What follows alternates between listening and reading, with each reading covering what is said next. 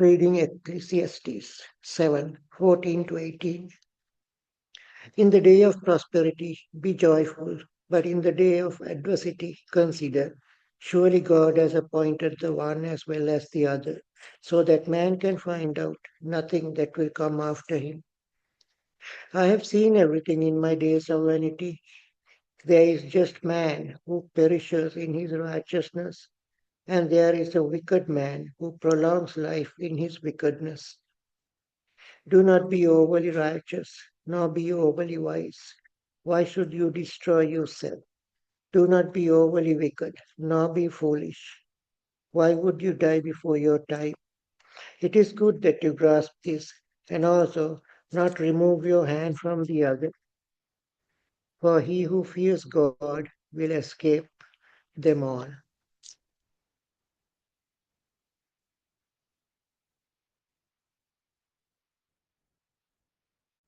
Good morning to all. This morning we're going to be taking a look at the book of Ecclesiastes. It's written as an older gentleman, maybe a grandfather or an uncle, to a younger man. And it tells him how to live a wise life. And it tells him that he needs to have balance. And we all need balance. And it's at this time of year, as Brian pointed out, we tend to reflect, look at the past, look at to the new year, and see how can we balance our lives. There's a picture up here. Ecclesiastes, he was born in Odessa, but he emigrated to the United States. He's a contemporary artist living in Manhattan. And a lot of his pictures like to show balance and how important balance is. And we look at this, and it's called the aquatic still life. And there are several lessons that we can learn from this. For one, for us, balance is something very difficult to achieve, something very difficult to maintain. And we see how precarious it looks like these two birds balanced on a beam on top of a glass, which is containing a seahorse. And yet in the background, we see the whales. And the interesting thing, on this planet, this very planet where we live, balance underwater is not that difficult to maintain. A whale, the largest creature on Earth, can balance on his nose underwater with his tail, his flukes, out into the air. We look at the sky. Clouds can balance in the sky. Birds, these birds that are on this beam, they can go up and they can float and scud across the sky with no problem at all. But for us, maintaining balance is difficult, which raises the idea that if life is like this on this planet, what must it be like in the other world, the other side, when we die? There are things that we are really not aware of in the ocean until lately, and there are things that we are not aware of beyond our span of years on this planet. So balance, something which we all want to achieve. And it is something which many people promote. Wisely, they promote. There are books on self-help books on how to achieve balance. You want to balance your family and your friends. You want to balance your diet. You want to balance your budget, especially at this time of year. But the idea of balance really goes back thousands of years. And so we're going to look to see what the Word of God says from some wisdom literature as an older man to a younger man, or to us today. And the reading that was given to us by Assis wants to point out how we can achieve balance. And the first point that the writer talks about is that we must realize that we do not really control our life. So if we take a look here at verse 14, in the day of prosperity, be joyful. And in the day of adversity, consider God has made the one as well as the other. So why is it that we are on this roller coaster of life? Some things are going great for a while, and then the next day things snap and they do not go well at all. Well, the reason this is, God has pointed out to us, or Solomon points out to us, is that we have to realize that we do not control our future. You do not know anything that will come after you. You don't know what tomorrow is going to be like. Now, although this might seem negative, it's also positive because you might be really down. Things are going wrong. Things are going terrible. You're in that day of adversity. Tomorrow, it's a brand new day. It might be good. Unfortunately for us, we are so used to prosperity that when the bad thing comes along, oh, we want to abandon God. What's he doing to us? But you have to realize that there's the good and there's the bad. We look forward and we're hoping, well, 2025 is going to be a great year. Well, remember 2008, the housing crash. Remember 2020, COVID hits. So we don't know what 2025 is going to be like. We have to be grateful for what we have. We have to enjoy the good while it comes and realize that's from God and be thankful to God. But sometimes we get trapped in this idea that we think that we can control everything. We know the details. We know how things are going to pan out. Or when things go well, we think we did it without thinking that God is the one who has done that for us. And once you accept that you really do not have a lot of control, you will trust the Lord more. We will give him our lives and we will live the way he wants. So there's the first lesson that Solomon is pointing out. And there's a story about King Canute, which you may have heard or recall. King Canute was king of England and Norway and Sweden and Denmark and Scotland. He was a powerful man at the beginning of the 11th century. And once he became the king of England, all of his cronies were congratulating him and telling him how great he was and how he's such a powerful man. And according to a story, apocryphal perhaps, he had one of his important chairs taken down beside the river. And he sat there and the tide started to come in. And he said, all right, tide, you stop coming in. I command you to stop. I'm so powerful. And of course, his feet are getting wet. His ankles are getting wet. And the sea came up to his knees. And that is often misquoted. People say, oh, you see, he thought he was so proud that he could control the tide. No, we're told that that's not why he did it at all. He was trying to show these men. And afterwards he said, you see, you think I'm so powerful? I'm not powerful. There's only one who is powerful. That is the God of heaven and of earth. Canute was a dedicated Christian. He was a king. He was a powerful man, the most powerful man of his day.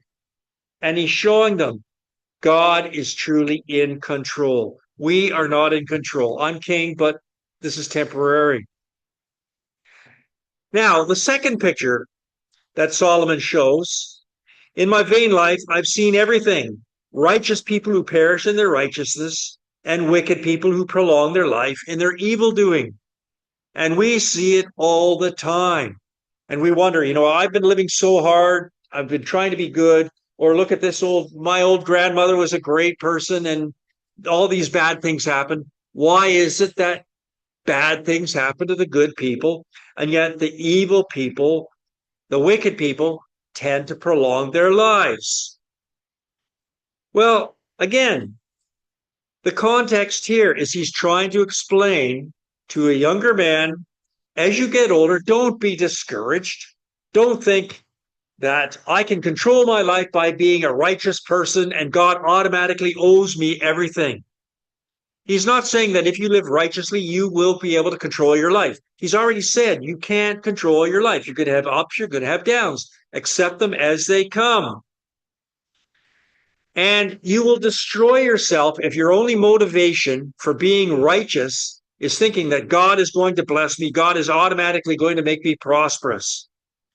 And many people today walk away from God. They for a little while think, I'm going to be good. I'm going to do this and God is going to reward me and I'm going to have a rich, blessed life.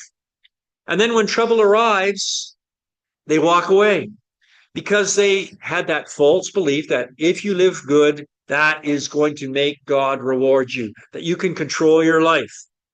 And we see that with the prosperity gospel. Give God everything and give us all and you'll live happy life and you'll get the job you want, and you'll marry the person you want, etc. But it doesn't happen. And Job's wife, when Job This prosperous man all of a sudden comes to his day of adversity and the children die and raiders come and steal his goods. She says, why are you still living in your integrity? Why do you still want to be righteous?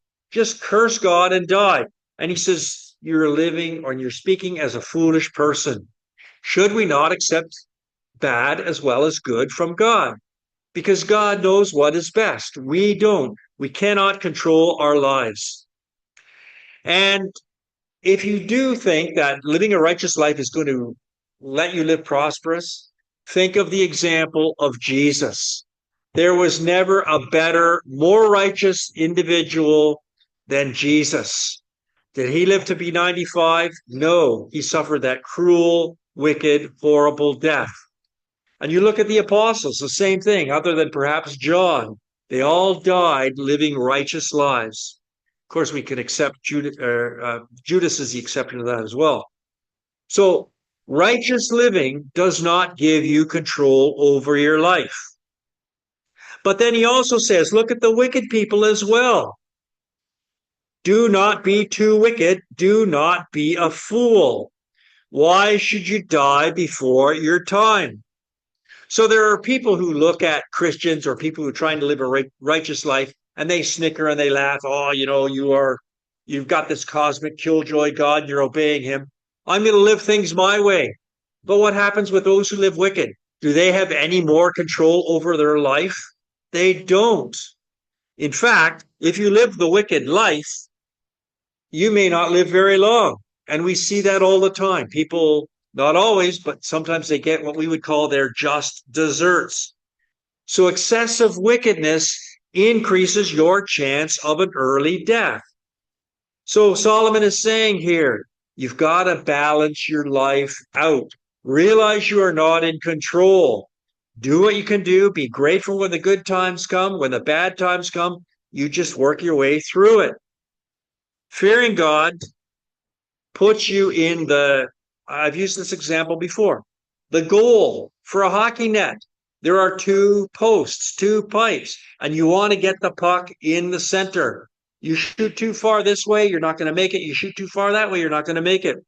There is a mean. There's the golden mean, and you have to look for that. Don't think I'm going to live so righteous and everything's going to come my way, or I'm going to live wicked and throw off all rules. No, we have to balance our lives and keep both of these warnings in mind. Neither gives control. Righteous living does not give you a long life with all kinds of prosperity. You're going to live a righteous life because you love God and you want to serve God. And you take what he gives you. Short life, poor life, long life, prosperous life. Accept it from God, what he will send your way. Now, the second point that he's going to point out after pushing through this idea that you really don't have a lot of control, so accept things as they come, is that you are a weak individual. Accept that you are weak. Okay, I have no control. Why do I have no control? Because I'm weak and I must rely upon God. Verse 19, wisdom gives strength to the wise more than 10 rulers that are in a city. One wise man is greater than 10 strong men. But we humans believe in our strength, and strength will always conquer everything, but it doesn't. God is stronger than we are, but he gives us something to help us through life, and that is wisdom. God's wisdom is our strength. God's wisdom is our food. And that's why we gather here on Sundays, and that's why we look into this book, which God has given to us to provide us wisdom, to provide direction. We are weak and no one is perfect. Verse 20, surely there is no one on earth so righteous as to do good without ever sinning. And until Jesus came along, and now that Jesus has come and gone, it is still true. We all make mistakes. Everyone plays the fool sometime. You know it better than anybody else. and I know it about myself better than anybody else. We just can't get it right. We try and we try, but we will fail. But as Brian pointed out, when we gather around the table, we start a fresh week, we reflect and realize our mistakes. God will help us out. He will pick us up and help us to move forward from that. Now, we've got to stop pretending that we are so good and that we are so strong and that we are so wise, because apart from God and his wisdom, we are not. And he's going to say to this young listener that do not give heed to everything that people say, or you may hear your servant cursing you. Why is that servant going to curse you? Because you've made mistakes. The servant is living in the same house as you are, and you might think that the neighbors don't know. They're living close by. They're going to see you making your mistakes. But he says, don't really pay heed to what other people are talking or saying about you. Why? Your heart knows that many times you have yourself cursed others. So don't take everything to heart. And sometimes people do that. We set ourselves up, we think we're strong, and then we hear criticism and we fall immediately. But you've criticized other people. You've cursed other people. You've gossiped about other people. So when you hear the gossip about you, or when you hear people laughing about you, you've laughed at other people as well.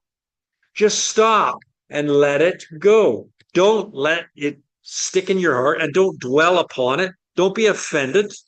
Just let it go. The criticism that other people give it. You're no more righteous than other people. You're no more righteous than you are. And the teacher's exposing the weakness. He's pointing it out to us. If you want to sit around and fuss and worry and chew about what somebody said about you, then that is being foolish. Wisdom gives strength, so drop it. Bite your tongue. That's another lesson that we can learn from this. If you don't like people talking about you, gossiping about you, laughing behind your back, don't laugh at other people. You're weak too, and God is reminding us. Solomon has reminded us, no one is perfect. We have to move toward holiness. We need wisdom. And this is where he really drives it home to the young listener. All this I have tested by wisdom. I said, I will be wise, but it was far from me. Now, how could you say, when we're reading this book of wisdom and we're reading all these wise words, wisdom is far from him? Did he not achieve wisdom? Yes, of course he achieved wisdom. Is this an honorable pursuit? Yes. And in 2026, I think all of us, it would be a terrific resolution to decide to become more and more wise. But will you ever achieve the ultimate goal of wisdom? No. God is infinite. His wisdom is infinite. And the further along in wisdom you progress, you're going to feel probably more and more foolish because you realize how much more there is that you do not know. So Solomon, as an old man, says, I decided to pursue wisdom, implying to the young listener, you pursue wisdom, but you're never going to get all of it that you want. It's an endless pursuit. God's wisdom has no end. But he continues, and he says, for that which is far off and deep, very deep, who can find it out? Of course, if you don't realize how far the limits go, and if you don't realize how deep the ocean is, you're not going to know that. But he discovered it. I turned my mind to know and to search out and to seek wisdom and the sum of things, and to know that wickedness is folly and that foolishness is madness. So, young listener, young grasshopper, if you think that I've never achieved it, so give up on your search, what's the alternative to wisdom? Foolishness?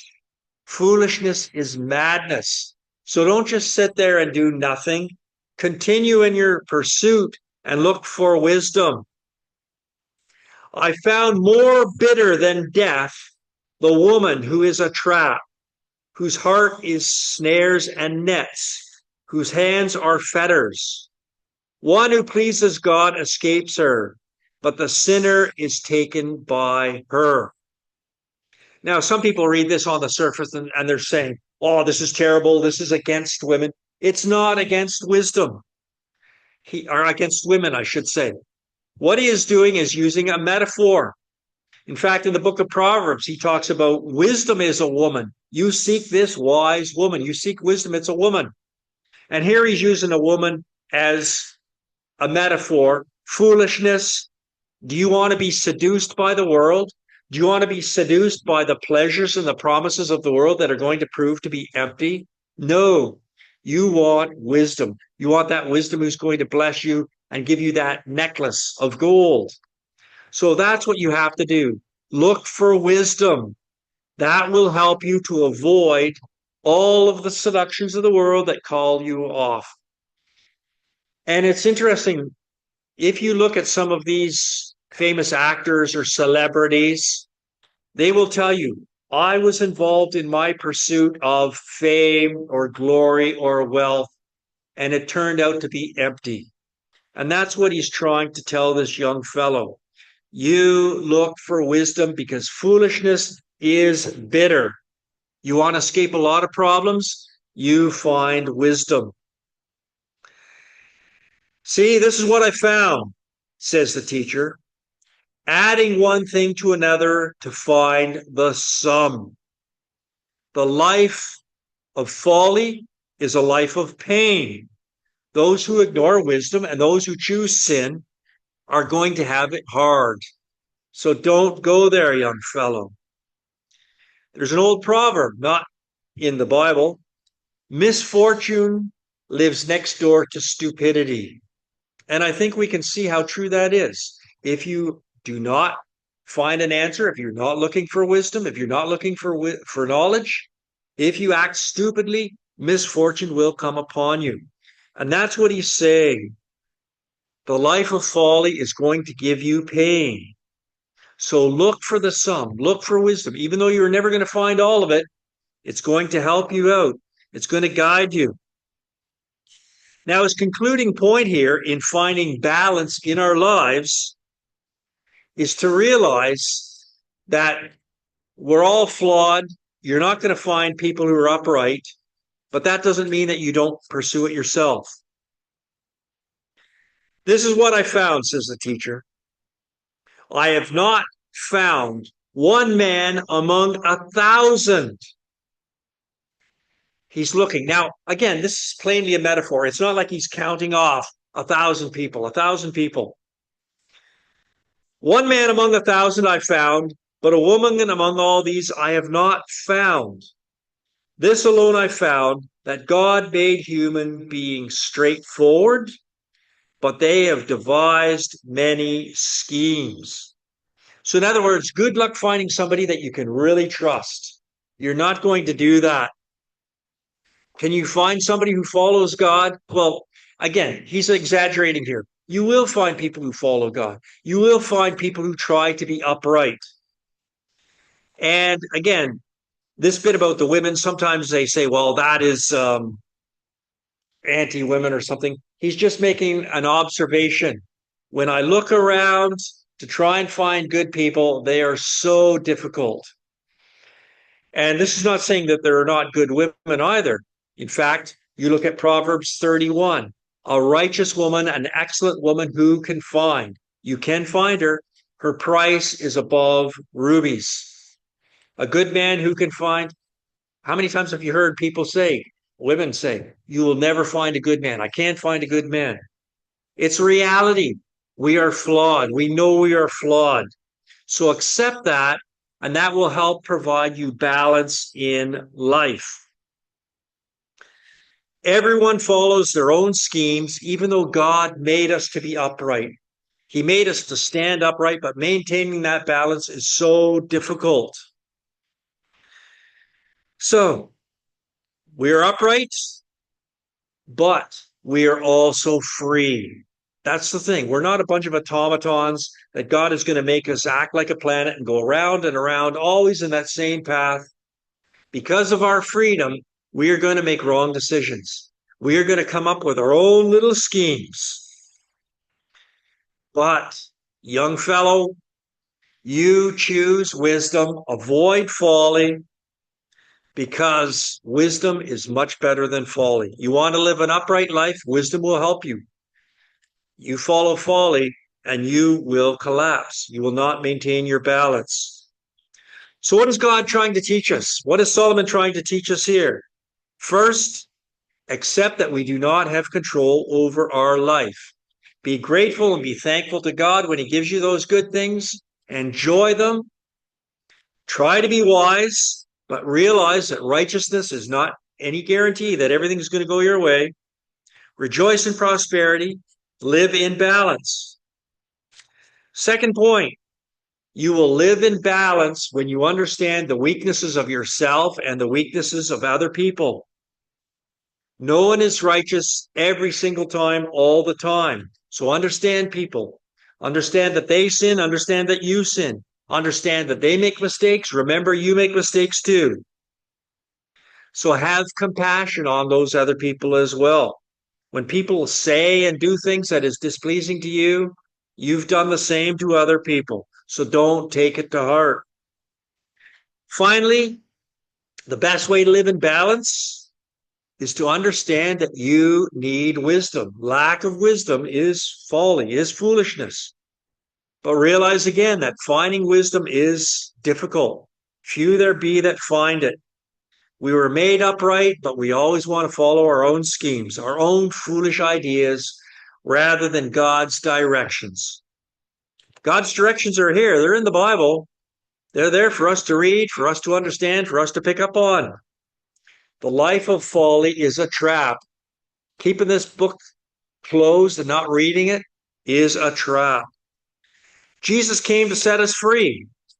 He came to live that perfect life and to show us that it could be done, although we're not going to do it. We're going to fall. But he says, you might be prisoners, but you can be freed. And once again, I'm going to return to this reading, which we've looked at the past two times I've been here, from Luke 4. When Jesus unrolls the scroll in the synagogue and he reads, "The Spirit of the Lord is upon me, because he has anointed me to bring good news to the poor.